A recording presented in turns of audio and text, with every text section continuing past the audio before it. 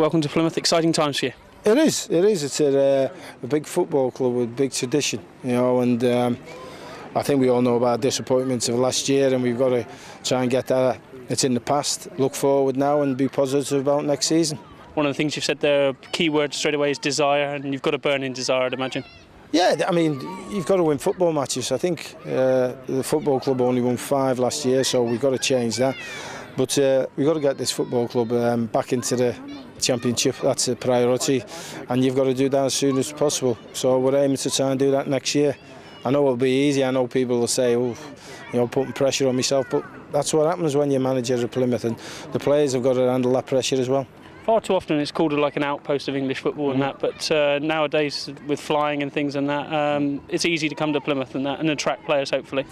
Yeah. I mean, beautiful part of the country to live in, and you've got a catchment area, Devon and Cornwall, which is massive. But like you say, I was in Manchester this morning. I'm on the plane.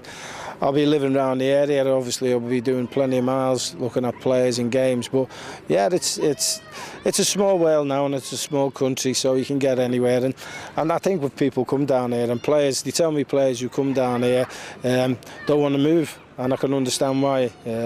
Bobby Saxton, who was my assistant manager at Sunderland, he had a spell down here. He absolutely loved it, and I can understand. I've only been here for a couple of days. I've played here a few times.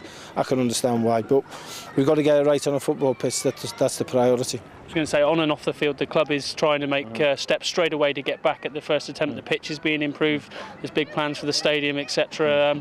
That must draw you in as well. Yeah, I mean, speaking to the board directors, Sir Reid and the other members of the board, very ambitious.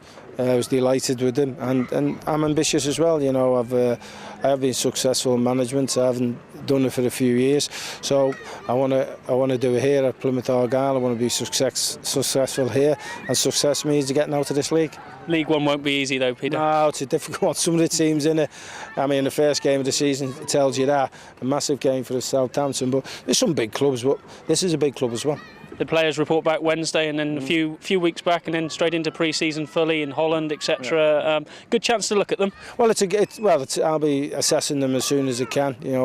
I like to think I've got a good eye for the player, so I'll just assess them. And I think you put well, I did and you did, desire, passion.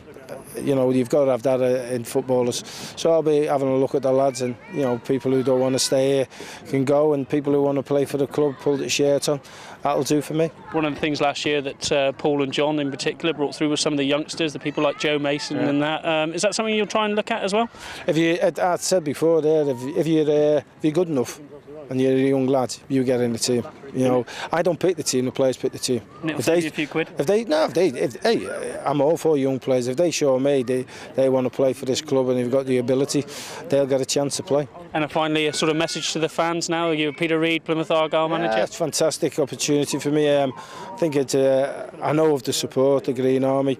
I mean, I'll just say we'll try and deliver on the pitch, and I know the love for the football club and the passion. Get behind the team, get behind us, and you never know what happens. I'm sure we'll give it a good go next year.